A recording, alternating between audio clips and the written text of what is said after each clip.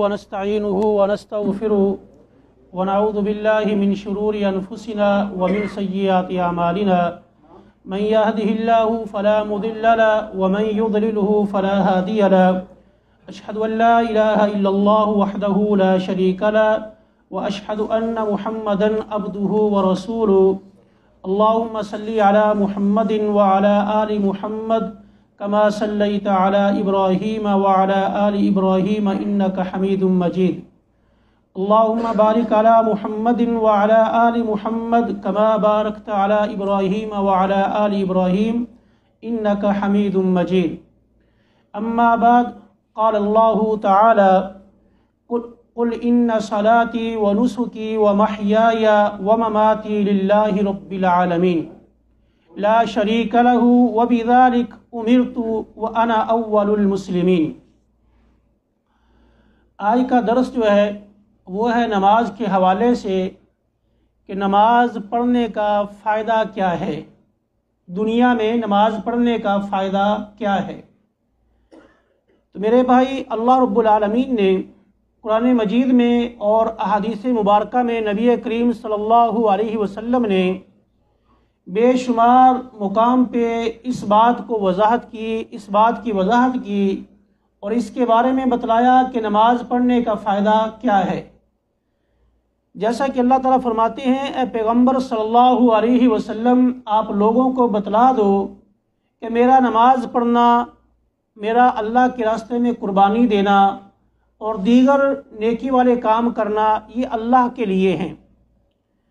تو اسی طرح ایک مسلمان جو ہے اس کی زندگی دین کے مطابق تب ہوگی، یا ایک صحیح سچا مسلمان تب ہوگا جب وہ شریعت کے مطابق چلے گا، جب وہ اپنے آپ کو شریعت کے مطابق ڈھالے گا۔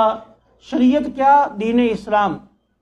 دین اسلام کے مطابق جب تک اپنے آپ کو ڈھالے گا، اس کے مطابق اپنے آپ کو چلائے گا، تب ہی وہ ایک سچا اور صحیح معنوں میں مسلمان ہوتا ہے۔ دین اسلام میں جو سب سے اہم چیز ہے وہ ہے نماز۔ وہ کیا ہے؟ نماز، جو کئی ایک مسرتوں کے سبب ہے، کئی ایک دنیاوی اور اخروی جس کے اندر مسرتیں اور اس کے فائدے رکھے گئے ہیں۔ نماز ایک ایسا عمل ہے جس کو شریعت لے کے آئی ہے کہ جس کے اندر دنیا میں اور آخرت میں کئی ایک فائدے ہیں۔ جیسا کہ علامہ عز بن عبدالسلام رحمہ اللہ کہتے ہیں کہ شریعت پر انسان جب چلتا ہے تو اس کو تکلیفیں پہنچتی ہیں، اور جو بھی تکلیفیں اس راستے میں انسان کو لاحق ہوتی ہیں وہ ساری کی ساری حقیقت میں انسان کو دنیا اور آخرت میں کیا ہے؟ فائدہ دینے کے لیے ہے۔ ابن قیم رحمہ اللہ نے شریعت کے حوالے سے یہ بات نقل کی ہے اپنی کتاب اعلام الموقعین میں، کہتے ہیں کہ شریعت کا دار و مدار اور فیصلے اور زندگی حقیقت میں یہ آخرت کے اندر کس لیے ہیں؟ لوگوں کے مفادات پر منحصر ہیں۔ یعنی اللہ تعالیٰ نے جو فیصلے دیے ہیں یا جو شریعت نافذ کی ہے، جب لوگ قیامت کے روز اللہ کے پاس جائیں گے اس وقت ہی ان کے مفادات اور ان کے جو فائدے ہیں وہ نظر آئیں گے۔ اور یہ سارے کی ساری شریعت عدل ہے، رحمت ہے، اور یہ لوگوں کے لیے مصلحت ہے اس کے اندر۔ اسی طرح یہ شریعت جو ہے یہ آنکھوں کی ٹھنڈک ہے، اور یہ دلوں کی ایک زندگی ہے۔ روحیں جو ہیں، انسانوں کی روحیں، ان کی لذت کا یہ ایک سبب ہے۔ اسی طرح اس شریعت کے ساتھ ہی انسانی زندگی قائم ہے، اور اس شریعت کے ساتھ ہی معاش، روزگار یہ بھی ہے، خوراک بھی ہے، اور اسی طرح آخرت بھی اس شریعت کے ساتھ منحصر ہے، اور شفا، روشنی، علاج اور انسانوں کی عصمت یعنی ان کی جو پاک دامنی ہے وہ بھی اس شریعت کے ساتھ منحصر ہے۔ دنیا میں ہر طرح کی خیر، ہر طرح کی بھلائی جو بھی موجود، جس چیز کے اندر موجود ہے، حقیقت میں اس کا تعلق شریعت کے ساتھ یعنی دین کے ساتھ ہے۔ اور ہر وہ چیز جس کے اندر کمی ہے، نقص پیدا ہو گیا ہے، اور وہ نقص پیدا ہونے کا سبب کیا ہے؟ سبب یہ ہے کہ ہم اتنا شریعت سے دور ہو گئے ہیں، اتنا دین سے دور ہو گئے ہیں۔ اور اسی وجہ سے ہی اگر انسان جو ہے وہ دنیا کے اندر شریعت یعنی دین باقی نہ رہا، اللہ دنیا کو ختم کر دے گا، دنیا بالکل اس کا ختم ہو جائے گی، دنیا کو اللہ برباد کر دے گا، لیکن یہ شریعت ہی ہے جس وجہ سے انسان محفوظ ہیں اور یہ عالم یعنی یہ دنیا قائم ہے۔ اسی وجہ سے اللہ رب العالمین نے آسمان اور زمین کو ختم نہیں کیا، بلکہ ان کو مضبوطی سے تھامے ہوئے ہے، کہیں وہ پھسل نہ جائے، کہیں وہ گر نہ جائے۔ میرے بھائی، اللہ رب العالمین جب چاہے، جس وقت چاہے، یہ دنیا کو ختم کر سکتا ہے، لیکن اس شریعت کی بنا پہ اللہ تعالیٰ نے اپنے رسول، اپنے نبی بھیجے ہیں، جنہوں نے دنیا میں آئے اور لوگوں کو اس شریعت کے بارے میں، اس دین کے بارے میں آگاہ کیا۔ اور اس شریعت، یہ جو انبیاء جو شریعت لے کے آئے، انبیاء جو دنیا میں آئے ہیں، حقیقت میں انبیاء کا مقام دنیا میں ایسے ہے جیسے ایک عمارت کے لیے پلر اور ستون کا ہے۔ انبیاء کا یعنی پوری دنیا کا دار و مدار کس کے اوپر ہے؟ انبیاء کے اوپر ہے۔ اسی طرح ایک مکان کی چھت ہوتی ہے، اس کا دار و مدار اس کی بنیاد پہ، اس کی عمارت، اس کی پلر جو ہیں یا ستون ہیں، انہی کے اوپر ہوتا ہے۔ اسی طرح عالم یعنی کائنات کا دار و مدار کس پر ہے؟ انبیاء کے اوپر ہے۔ یعنی اللہ نے انبیاء کو بھیجا کس لیے؟ اپنی شریعت کو واضح کرنے کے لیے، دین کو واضح کرنے کے لیے۔ تو میرے بھائی، انبیاء جب دنیا میں آئے تو حقیقت میں انبیاء کا دنیا میں آنا ایک خوشحالی اور سعادت مندی کا ذریعہ بنی ہے۔ یہ یعنی لوگوں کے لیے دنیا میں جب انبیاء آئے، وہاں خوشحالی آئی، وہاں اللہ کے دین کا پرچار ہوا، ایک اللہ کی عبادت کا یعنی یہ رواج ہوا، غیر اللہ کی عبادت کو چھوڑ دیا گیا۔ اسی طرح انبیاء جب آئے تو معاشرے نے ایک بدبختی سے، جو ایک پستی میں گرا ہوا معاشرہ تھا، اس نے انبیاء کے آنے کی وجہ سے کیا ہوا؟ ایک سعادت والی زندگی حاصل کر لی، ایک اچھی اور بہترین زندگی حاصل کر لی۔ تو بہرحال شریعت میں جو سب سے اہم چیز ہے وہ ہے نماز۔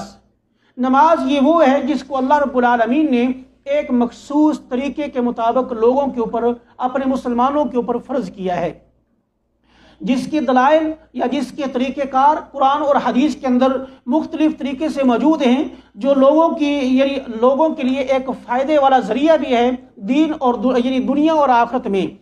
اگر انسان نماز کے احکامات میں غور و فکر کر لے، اگر انسان نماز کے اندر تھوڑا سا سمجھ بوجھ رکھے، نماز کے جو احکامات ہیں ان میں غور و فکر کرے، تو یقیناً انسان جو ہے وہ اس فائدے کو پہچان لے گا جو اللہ نے نماز کے اندر رکھا ہوا ہے۔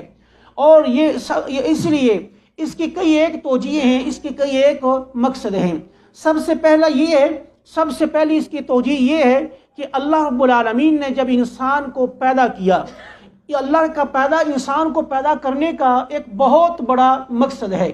یعنی دنیا میں انسان کو، حالانکہ انسان سے پہلے اور بھی کئی ایک مخلوقات موجود تھیں، لیکن جب انسان کو دنیا میں لایا گیا، انسان کو جب پیدا کیا گیا، انسان کو جب دنیا میں بھیجا گیا، تو اس انسان کی زندگی میں اللہ رب العالمین کی ایک بہت بڑی حکمت تھی۔ اور اسی طرح ہی آسمان سے اللہ نے جو کتابیں نازل کی ہیں، ان کے اندر بھی اللہ کی ایک بہت بڑی حکمت تھی۔ رسولوں کو بھیجا، اس کے اندر بھی اللہ کی ایک بہت بڑی حکمت تھی۔ لیکن ان ساری حکمتوں کا مقصد کیا؟ وہ کون سی حکمتیں ہیں؟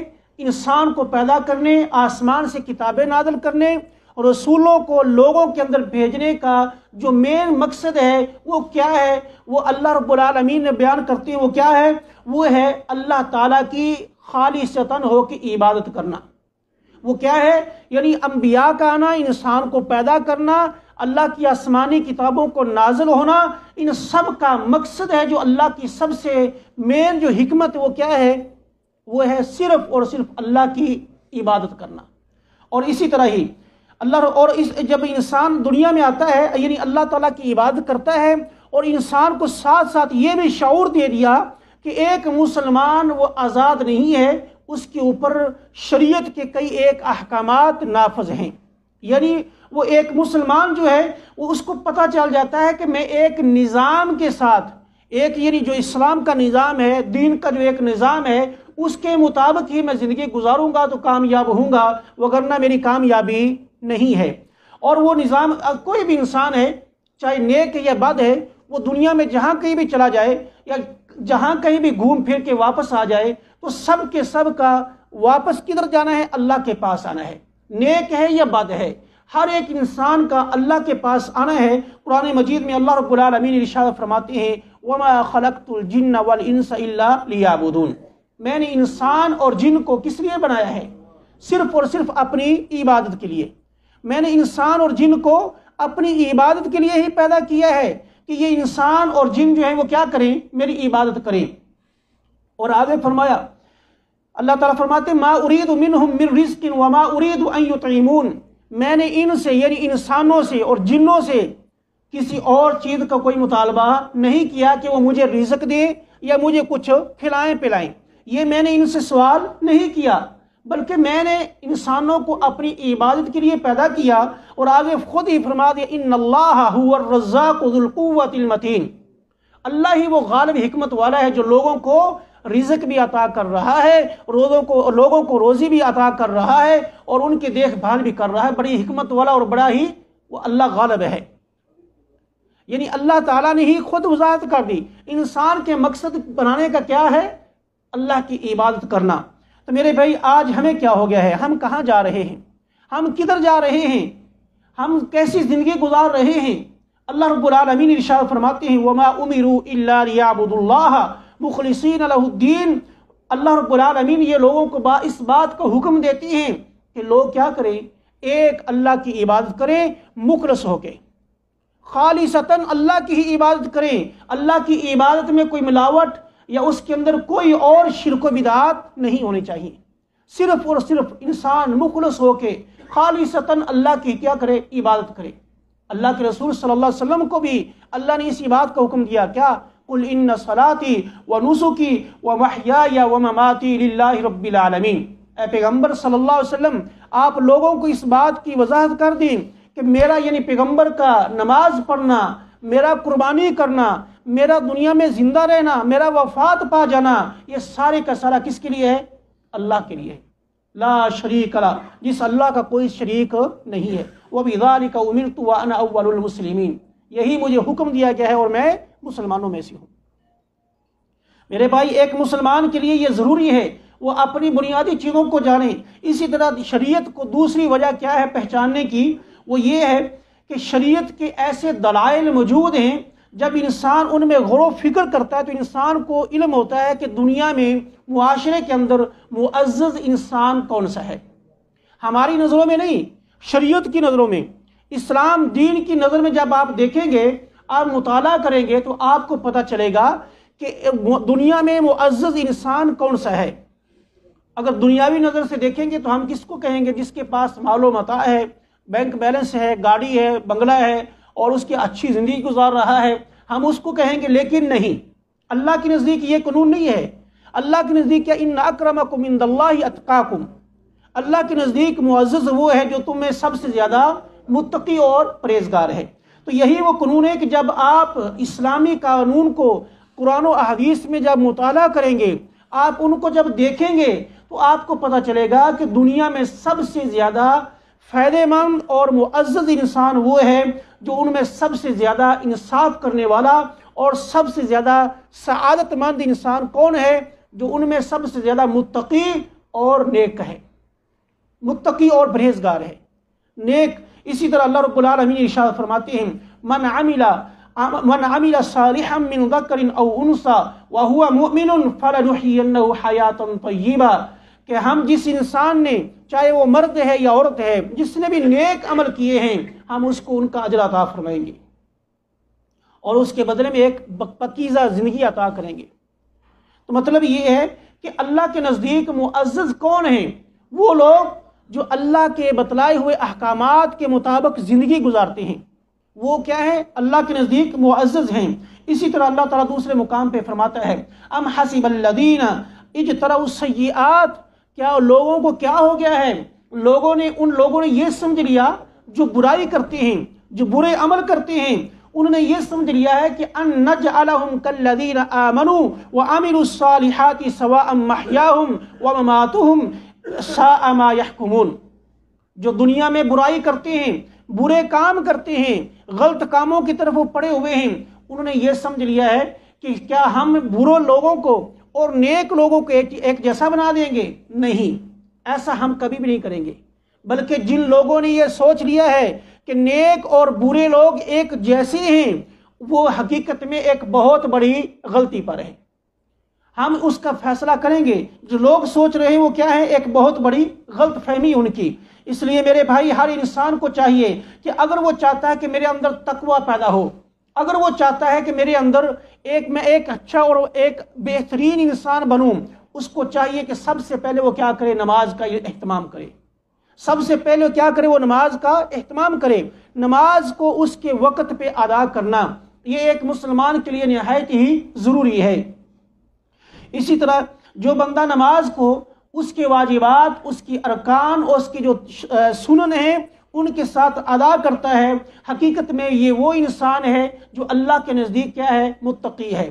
اور یہ وہ انسان ہے جب ان چیزوں کے اوپر پابندی سے نماز کی حفاظت کرتا ہے، نماز کے واجبات، نماز کی ارکان کو، نماز کی سنن کو، ان کی دیکھ بھال کرتا ہے، یعنی ان کے اوپر پابندی کرتا ہے، یہ وہ انسان ہے جس کو اللہ رب العالمین نے بے حیائی اور برائی سے روک لیا ہے، اور اس انسان کا شمار متقین اور صالحین کے اندر اللہ رب العالمین نے کر دیا ہے۔ قرآن مجید میں اللہ تعالیٰ ارشاد فرماتے ہیں: اتل ما اوحی الیک من الکتاب واقم الصلاۃ ان الصلاۃ تنہی عن الفحشاء والمنکر۔ اے پیغمبر صلی اللہ علیہ وسلم، آپ پر جو وحی کی گئی ہے اس وحی سے آپ ان لوگوں کو بتلا دو کیا کہ نماز جو ہے، حقیقت میں نماز جو انسان نماز کو ادا کرو، اور جو نماز ہے یہ لوگوں کو بے حیائی اور برائی سے روکتی ہے۔ کب ہم نمازیں بھی پڑھ رہے ہیں، بے حیائی کی طرف بھی پڑے ہوئے ہیں، برے کام بھی کر رہے ہیں، غلطی بھی کر رہے ہیں، لیکن ہماری نماز ہمیں کیوں نہیں روک رہی؟ اس کے اندر وجہ یہ ہے کہ ہم نماز کی صحیح معنوں میں حفاظت نہیں کر رہے۔ نماز کے اندر ہم سستی کر رہے ہیں، ہم سستی کا شکار ہیں۔ صحیح معنوں میں جس طرح نماز کو ادا کرنا تھا، جو نماز کا حق تھا، وہ ہم حق ادا نہیں کر رہے۔